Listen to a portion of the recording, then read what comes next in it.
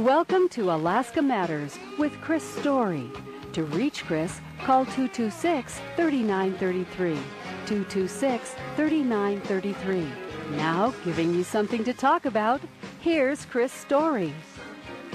Thanks, Nan White. Dave Webb is our producer and engineer of this great broadcast today. It is Alaska Matters. I'm Christopher Story, your host for Great Adventures in the Last Frontier. Today we'll be discussing war and inner peace. Can the two coincide? And I'd start by saying and asking you a question. Where were you on September 11th, 2001? Well, I was pulling into work. I was a janitor at the time. That was one of the three hats I used to wear at that point in my life, and I was on my way to clean the floors. I like to do it early in the pre-dawn hours, right around 4 o'clock in the morning is the best time to hit it. And the news was surreal. I was listening to the news in my car on the way down to work, and I was like, this can't be real. I sat literally outside of the store in my car in a state of just utter disbelief. I entered the building as soon as I could and raced to the radio, cranked it up, and had the news going the whole time that I sort of just mindlessly went through the motions of the job and just questioning what was happening to our country. I'll never forget that feeling that your homeland was under attack. It's not something that we here in America are accustomed to. It just wasn't this. I mean, my generation never seen anything like this, and yours too, probably. Well, then there was the first day of the bombing in Afghanistan. That was another day in my mind vault that I'll never forget. I was selling pottery in Anchorage at the Sullivan Arena, and they put on the loudspeakers, they put over the PA system, the president announcing that we had just then, at that moment, begun bombing Afghanistan in retaliation to the strikes against America in 2001, 9/11/2001, and the entire arena erupted. The entire arena erupted in joy, and people were cheering, and it just went crazy. I'll never forget that kind of unified front against, I mean, it was just in retaliation. It just was like scratching a giant itch. It was just absolutely wild. You could see the relief on people's faces and so forth. Now think about it. That was 11 years ago. I was 29 years old. I'm 40 years old today. 40 years old on Saturday. It's a shameless plug. But 29 years old when this war started. My girls were 6 and 13. Now they're 17 and 24. What got me thinking on this path was I drove past Paul Banks and I said to myself, my God, almost every child, if not every child that's in that school right now at the elementary level was not born when we went to war. Their entire life has been spent with our country in a state of war. So I have some questions. Will we ever know peace again? I mean, we didn't start this war, but will we finish it? 11 years ago, if I told you that airport security agents would be molesting your family and looking at your wife nude as you flew to Disney World, you would think I was insane. Well, the price of security may, in fact, cost you freedom. And will we know peace in our lifetime? That's a question that I honestly can't answer. But one thing I know for certain is you will love and you will be intrigued by and you'll be fascinated by my guest. His name is Pastor Jonathan Walker. He's here to discuss the idea of war and inner peace with me. And he'll take us wherever he wants to, but that's my concept for this conversation on Alaska Matters. So I hope that you will please stand by for Mr. Jonathan Walker. That and more coming up right here on Alaska Matters.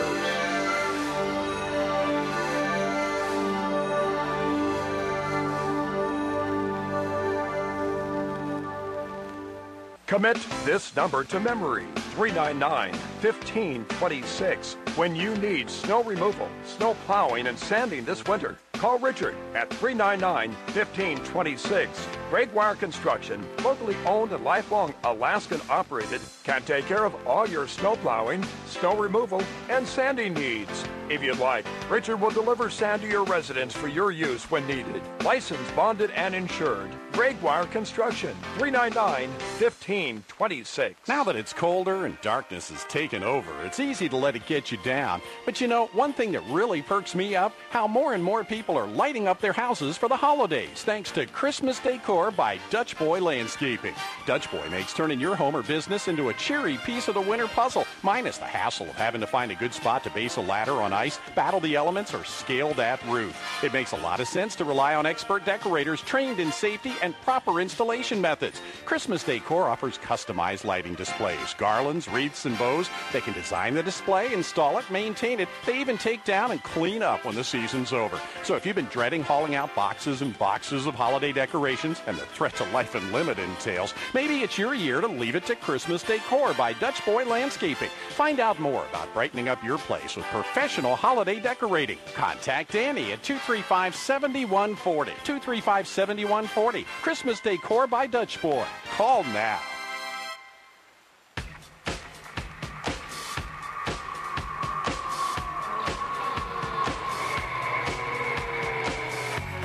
My guest is Jonathan Walker. He is the pastor of the Church on the Rock. And without further ado, please welcome Pastor Jonathan. Hi, Jonathan. Hi, Chris. How are you? I'm good. When did you first know you wanted to become a pastor? Is this something you've always fostered since you were just a wee child, or did it come on later in life? It came on later in life. I was actually raised in a Christian home, but really didn't have much interest in any of that. Professional soccer was actually what I was pursuing as a living, and came a moment in my life where I had a really radical transformation, actually. And from that point on, when I was about 19 years old, 20 years old, I had come to the conclusion I wanted to do something significant with my life. And you have a great sense of humor. People don't know that. You have a great sense of humor, and I'm trying to figure out, you really were pursuing soccer, or was that you setting me up as a... No, I really was. That's from the time I was pretty young. That's what had been my ambition. I played with organization Teams USA in Europe for a while, and went to college and played ball, and somewhere in between there and an offer to play with a semi-pro team, my life just took a totally different direction. Wow, that is awesome. Now, you're a musician as well, correct? I mean, I've seen you play the guitar and sing, so that's sort of, I already know the answer to that, but I never ask questions that I don't know the answer to. Yeah, the term musician is reserved for a really talented people? Specific group of people, and I am not in that group, but I can play rhythm guitar and okay. Tune. So. Well, so your guitar is actually plugged in then when you're up there in front? It is. Every now and then I'll do a Milli Vanilli, but not usually. That's funny. Well, just a couple of questions about your church, because I really want to get into the war and inner peace and just delve right into that. But let me ask you first, what separates the Church on the Rock? Other than there's two pastors, you have a co-pastor in Aaron Weiser, but what separates you from other churches, do you think? I don't know if there's something that separates us from other churches. I can tell you kind of what we're about, which I think is fairly attractive, and that is that we're about a mission in our community. We intend to be involved in our community in such a way that if Church on the Rock was to close its doors, the community would actually miss us. We want to be contributors. We don't want to be sequestered off into a corner somewhere where we're irrelevant to our community. And so, by and large, that's part of the reason we meet in a facility in town that we don't own. We feel like it's important for us to be right in the middle of our city, blessing our city in any way that we can. And so I think people appreciate that. They enjoy being a part of something. And then we do our very best to stay focused on what we believe are the central messages of the gospel of Christianity. You heard me talking about my experience with the beginning of the war, and everybody's got their own tale as to where they were on September 11th, and probably undoubtedly remembers the day that we began the bombing in Afghanistan, which started an 11-year war in our country. Well, actually, take that back. The war was started when we were attacked, but nevertheless, our engagement back towards them and involvement abroad has been 11 years now. And so let me ask you this. You've heard my take on it. What is your take? What do you think this effect has been on our country as a whole? Yeah, I much like you, I remember specifically where I was. We were living in Lowell, Michigan at the time. We had left Alaska and moved back to Michigan for a while, and I was actually at the DMV, and they had a TV on in there, and I remember looking over and seeing the images on the television and thinking, what in the world is happening? And then it became obvious that it wasn't an accident, that it was deliberate, and kind of had that moment of panic. What's going on? This is not common in our neck of the woods, and feeling quite a bit of unrest in the weeks, following that. And so there's no doubt that being at war has an impact on a nation and on the psychology of a nation, the way we perceive events and the way we value things and what we value. And so I think it's clearly had an impact, but I don't necessarily believe that impact is unusual to our world. As a matter of fact, from my experience, whether it's right on the Burmese border in northern Thailand, or right on the Sri Lankan Tamil Tiger border, or in India, in the jungles of Orissa, that type of unrest is present in large portions of our world. And people adjust and they live within it, and even seem to have a sense of peace in the midst of conflict. And where do you credit the source of that peace? Is it just because it's what they've known and it's all they've known, or is there something else they're doing that we can learn from?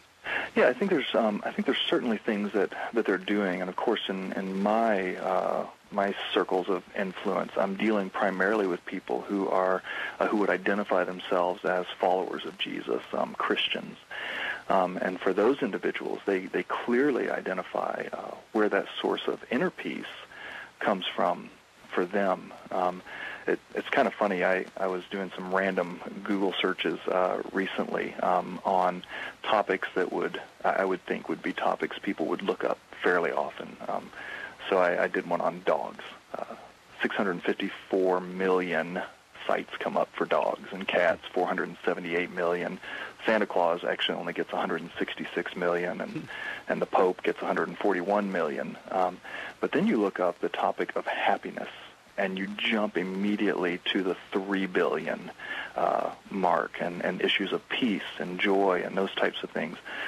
Those things are things that are desperately sought for in our world. And so people are looking to attain peace through several different methods, and we tend to find that they don't actually produce what they promise. And so the search goes on. What do you mean they don't produce what they promise? Well, I'll give you an example.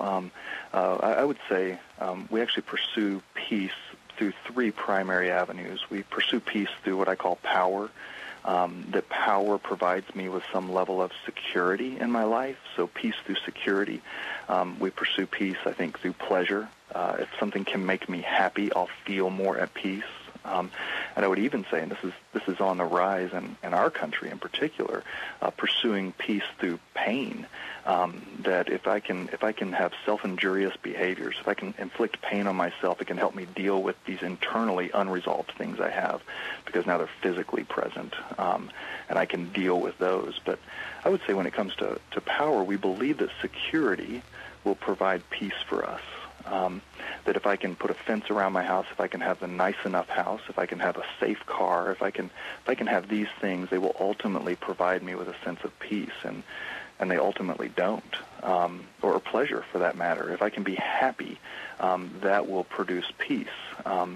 And the law of diminishing returns, we constantly need more to make us happier. So this year, I believe, on Cyber Monday, we spent $1.4 billion, 17% more than we spent last year in the midst of economic crisis. We're actually spending more money. On Black Friday, we spent $1 billion, 28% more than we spent last year. That people are pursuing peace through happiness. And yet we find over and over again that they don't produce what they promise, a lasting sense of inner peace. And I believe that peace is available to us in the presence of conflict. But it's a nice distraction, Jonathan. There's so much pain out there. For example, how about the guilt people must feel, and I'm speaking for myself to a certain extent, that the news coming out of our war-torn regions of the world where our boys and girls are dying, we get the report back that there's 8 wounded and 2 killed in a helicopter crash, or an IUD exploded on the side of a street in Kabul, and we kind of, oh wow, that it has almost become background noise. And I'm wondering, are we self-soothing to a certain extent by shopping, by doing these kinds of things, a distraction almost in pursuit of pleasure and happiness?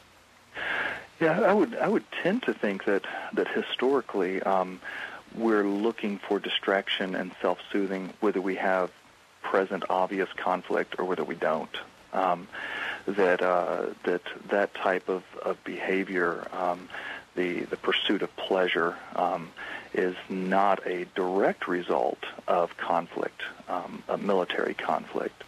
So you take the Romans or the Greeks, they move through a period of conquest, and then they move through a period of development, and then they move into a period of pleasure, the pursuit of pleasure just for pleasure's sake.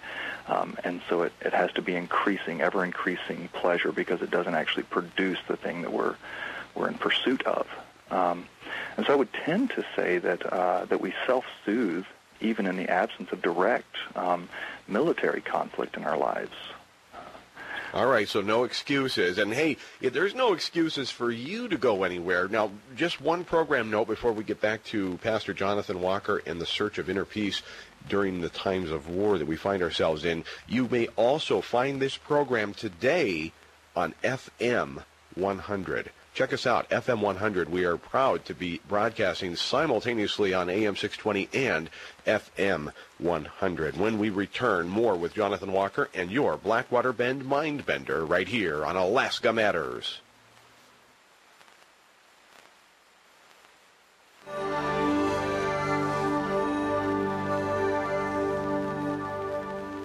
What's the first thing you turn to in the Homer News? Come on, you can tell me. Is it the police blotter that catches you first? Or how about that crazy cartoon? Or do you go straight for the letters to the editor to see what your wacky neighbors are up to? Well, the good news is there's no wrong answer. The Homer News can be consumed any way you like it, even online. HomerNews.com is updated daily. So this Thursday, whether you're alone or with somebody, get your copy of the Homer News and dive right in. Talk about wow factor.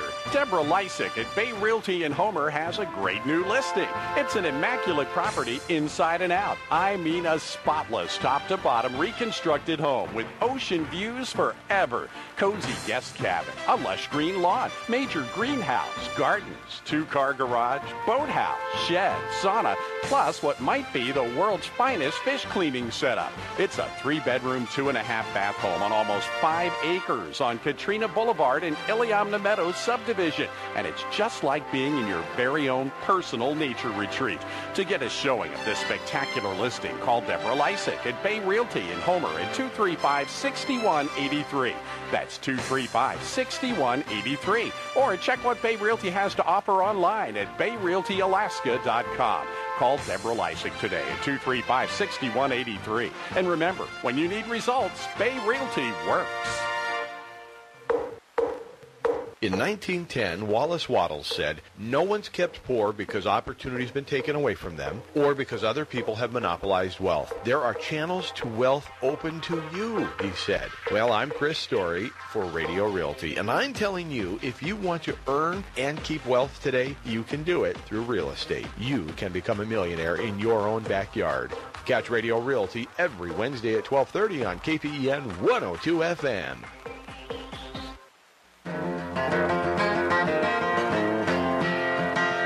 In constant sorrow through his day. I'm Chris Story. You're listening to Alaska Matters. You've tuned in just in time, whether you're on AM 620 KGTL or FM 100 KGTL. It doesn't matter where you are. You can hear us right here. And it's time now for the Blackwater Bend Mindbender.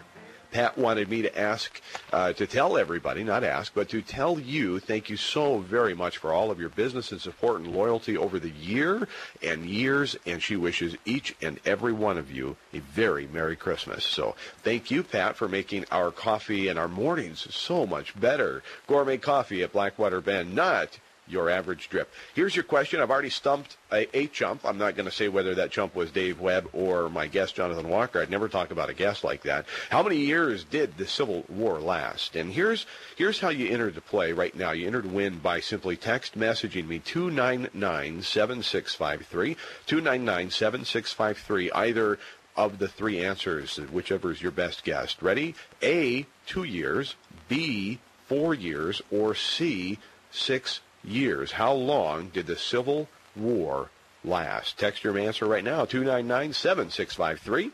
And we're back with Pastor Jonathan Walker. Jonathan, is there a path to finding inner peace? You're talking about the pursuit of what many people are pursuing in an attempt to find peace and happiness. You're almost using peace and happiness as a synonym for one for the other. And is there a path that you would recommend or that you've taken and guided your family through this 11-year time of war? Yeah, there's actually been some things that our family has incorporated over the past several years that really have been effective for us as a family. And I just wanted to say I can't believe Dave got that question wrong that you asked about the Civil War. But he will get you back. That's all I can say. It's an interesting discussion for me, because I don't necessarily believe that that happiness and peace are synonymous. I believe we think they are. Culturally, we're programmed to believe they are, that somehow if you're happy, you're at peace. And yet, historically, and even in my own experience, I meet numbers of people around the world who have no physical reason to be happy. As a matter of fact, they actually have reason to be sad about the circumstances in their life, and yet they possess the very thing I think we're looking for, and that is a overwhelming sense of peace. And so really all I can kind of address is from my perspective, a Christian perspective, that this is exactly the claim that Jesus makes in the Scriptures, in the Bible. In John chapter 14, he'll say, peace I leave with you, my peace I give to you. And then he clarifies it, and he says, not as the world gives do I give to you. So don't let your hearts be troubled. Don't be afraid. That Jesus identifies that there's something we can possess that is different than what culture offers us. And as a result of that, we don't have to be troubled, and we don't have to be afraid. That's an astounding claim when you think about it, that we have been in pursuit of something that Jesus at least believes he can actually offer. And so later in the book of John, in John chapter 16, he'll say, I have said this to you, that in me you may have peace. In the world, you're going to have trouble, but be of good cheer. I've overcome the world. And so for my family, there's actually a few really specific things that we've done that help us refocus on that idea over and over and over again. You might be surprised, like I was, that to talk to a pastor that actually believes in or discusses meditation. Can you describe that to me, Jonathan? What role does meditation play in your life, and how might others employ it in their own life, and maybe in this search of inner peace that we're talking about? Yeah, that was an interesting discussion we got to have at Two Sisters that day, because I've come to the conclusion after a number of years that there are certain terms, words. By the way, now we have to bill them for that sponsorship, so thank you. But anyway, go ahead. You're welcome. Yeah, you remember that time we were at Nomar? Anyways. Stop. But the idea that there are certain words that the church, by and large, has abandoned because they maybe are associated with Eastern religions or mysticism or some of those kinds of things. And I began to actually look through the Scriptures, and I discovered that the word meditation appears often in the Bible, because the Bible is written in an Eastern culture. And so there are actually 5 different words for the word meditation in the Scriptures, and each of them is slightly different. Some of them have the idea of ruminating, rolling a singular phrase over and over and over in your mind, or repeating a phrase over and over and over again. But they're pretty specific words that are used for this idea of meditation. And so I said, what would it look like if we reclaimed some of those things, just for me personally? If meditation is a biblical idea, then why should I be afraid of talking about it? And so that's something that I've been really deliberate about doing. And there are certain passages of Scripture that I've just taken word by word and rolled those over, actually for the span of years now, and found great benefit in thinking deeply on those things. We tend to be a culture that wants to move quick and pass by things, and there's a benefit to meditation that settles something in me. It resolves it the more time I spend thinking about it and rolling it over and over and over and over again. And I think that is the practical solution that I'm looking for. I have faith. I wouldn't pretend to measure my faith against anybody else's, but I have faith, and then I still have a lot of moments, I'll just be very honest, when I'm angry, and I feel like I want us to go blow up some more of our enemy. I want this like retaliation. I just really am looking for a practical solution, because I'm thinking that meditation, I'm thinking that just the calming, soothing way with which you describe your faith and your perspective on Christianity is, to me, is quite comforting. But I think that is a practical path to finding some resolution or inner peace is maybe through meditation and through that deep thinking and consideration. But what about letting go of some of that anger? And I'm not suggesting that the whole country is angry, but I am saying that there seems to be a tearing apart at the seams of not just our country, but globally. And be it the recovery of Hurricane Sandy, be it the class warfare, the going back and forth, and the fiscal cliff we face, and nuclear arms race again is on the forefront of our minds, not just with the Cold War that you and I grew up with, but now Iran and gas in Syria and Israel possibly taking out the Palestinians across the bank. I mean, this is just it's everywhere you look. So I guess it's just one of those things that I don't know where I was going with this other than just started this diatribe of what's going wrong with the world, and I'm looking for answers, and I think you're providing, at least me, you're shining a light on a certain practical path that I can follow. Well, and I think for me, when I think about conflict, and this is where I would tend to deviate in some ways from what we would call a pacifist approach, that aggression is universally unacceptable. And the reason for that is this. I see places where I look at a situation and I say, we should not be involved in that. We're pursuing that for our own gain. We're using violence to get what we want, which is very different than a type of conflict that's created in the name of justice, authentic justice. So I'll give you a couple of examples. I was in Bangkok a few years ago, and I was actually looking into human trafficking issues. And so I was in Sri Lanka, Bangkok, southern India, and northern India.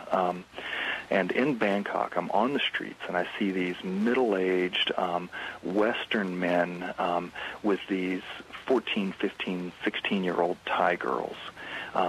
And when I first saw them, I was sickened by it, right? I know what's going on there. And so it makes me angry, and I'm okay with that. And as You're okay with that anger? I'm okay with that anger, yes. And as the days go on, I get to a point where I'm on the street, and I remember coming out of a bookstore and seeing one of these men with one of these girls and just walking by him and saying to him, "You make me sick." Right, and then I go to India, and I'm in northern India in Calcutta, and I'm in the Sonagachi brothel sector. 10,000 women crammed into a very small area. The vast majority who was sold into forced prostitution, and I'm working with an organization called Free Set there, and we're walking in, and there are these large men who come to me immediately and let me know without really saying anything, I'm not welcome in there. And something in me says, that's wrong, and I'm okay with a conflict that is addressing injustice in our world. And so conflict in and of itself is not necessarily a negative thing. Sometimes it's a necessary thing. And yet, how can I maintain a sense of peace in the presence sometimes of necessary conflict?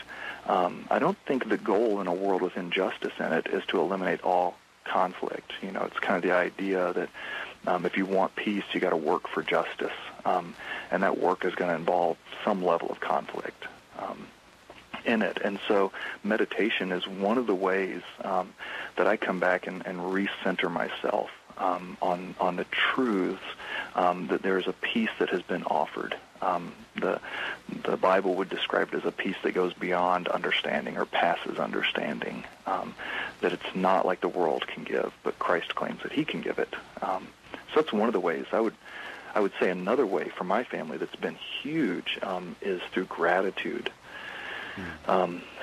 Gratitude literally changes things. The Huffington Post actually last November did an article, "Gratitude Makes You Healthier" was the article. And they cited several sources in there, but one of them is a guy named Dr. John Gottman. He's at the University of Washington, and I love his research. He has a place called the Love Lab. They take married couples, and they have them seated in these chairs that pick up vibration movements. They've got sensors on their hands that pick up sweat, and then they're catching micro expressions with their video cameras. And they can do a 5-minute interview with a couple, asking them about the last fight that they had, right? The last fight that they had, and they are predicting with 90% accuracy or higher what couples will survive over the span of the next 5 to 10 years that won't end in divorce. And they've landed on a handful of things that they've identified as key contributors to that. And one of them is what he calls the positive to negative ratio. We need 5 positive interactions with someone to 1 negative interaction to keep balance in that relationship. And he says that gratitude is the primary way that we interact in a positive light. Gratitude, actually, in the realm of neuroscience, is identified as the only non-intrusive way to actually rewire neural pathways in the brain. That gratitude actually rewires the hardwiring in our minds. And so my family, for years now, in the evening, when we pray together in the evening as our son Caleb would be going to bed, that evening prayer was strictly a prayer of gratitude. And it was specifically for things in that day that we could identify that we were grateful for. And so each of us would take a turn, kneeling around Caleb's bed, and we would each pray a prayer of gratitude before we went to sleep that night. And I'm absolutely convinced that has produced a result for us that was exactly what it promised it would be. Do you recommend people keep a gratitude journal, or is that just is that a fad? Or is that something you recommend writing this down and expressing your gratitude in writing as well? Yeah, the beauty of keeping a gratitude journal is that we tend to have short-term memory loss. The moment a difficulty comes up, you'll hear people say things like, "There's never been anything good in my life. Why is it always, one hellacious event after another?" And what we're really doing is we're forgetting that there are these overwhelming moments where gratitude is quickly available for us. And so when we go back to a journal of gratitude, we can say, "Oh yeah, that's right. That was good in my life, and that was good in my life, and that was good in my life," and it helps kind of recenter us that it's not all bad. As I feared, we would have no time left and still plenty of questions for Pastor Jonathan Walker. I hope that you'll make this a frequent stop on your journey through life and come back and join us again and continue shining light on the path towards inner peace. Thank you very much, Chris. Oh, it's been a real pleasure. And hey, Jonathan, give a shout out to your website wherever people can go get more information about you and your organization, your church, the Church on the Rock. Yeah, the website is cotrhomer.org, and from there you can link to our Vimeo page where all of the teachings and whatnot are on video format and also on iTunes as well. Each week we meet here in town, and all the information about the church is there. Oh, that's our Vimeo page. I love it. You guys are hip, you're cool, but I'm telling you, I went here, it's been a few weeks ago, my wife and I and my daughter Zoe went to your church and really, really enjoyed it. You're an inspiring speaker, and I appreciate you very, very much. Thank you, Chris. Take care. All right, want to thank Pastor Jonathan Walker, of course, for being our guest today, and thank you for tuning in. And to answer the Blackwater Bend Mindbender question, Jared and Terry and several others, and I apologize if you did not win. But Terry and Jared, you, in fact, were our winners today. 4 years did the Civil War last. 4 years. We've already been at war in Afghanistan and Iraq now. Well, of course, I guess we're out of Iraq, so 11.2 some odd years, a little over 11 years in Afghanistan. And I imagine that we'll maintain a presence in Iraq ongoing for a long time, so I wouldn't say it's over. Vietnam War lasted 8.75 years. Revolutionary War, 8 years. World War II lasted 3.7 years. The Korean War, 3.1 years. War of 1812, 2.5 years. The Mexican-American War, 1.8 year. And World War I, 1.6 years. Spanish-American War, less than a year. And the Persian Gulf War, of course, was about a month, right? That was a pretty dynamic little conflict there. But it's amazing. Is war the new normal for our country? I hope not. But if it is, I certainly feel like I have a better grasp on, a couple of things there anyway. Meditation and gratitude. Well, I like the way you put that. Didn't you, Dave? Doesn't that sum it up clearly? Yep, that was terrific. Enjoyed Jonathan very much. Yeah, I mean, there's not much more to... I mean, I don't think I've ever spoken so little on this program. Just shut up and get out of his way. That was terrific. Hey, next week we'll be digging back into some city issues. Fear not. I'm still angry about that. Haven't lost any of that. Maybe Jonathan can help me find some peace with overtaxation and government overreach. But, of course, that'll be another topic for tomorrow on Radio Realty. Join us there at 102 FM, 1230 for what my mom calls the greatest show on earth. Thank you for listening. I'm Chris Story, reminding you that, yes, Alaska matters, and so do you. The Peninsula's home for unforgettable favorites. Great listening, 620 AM, KGTL, Homer.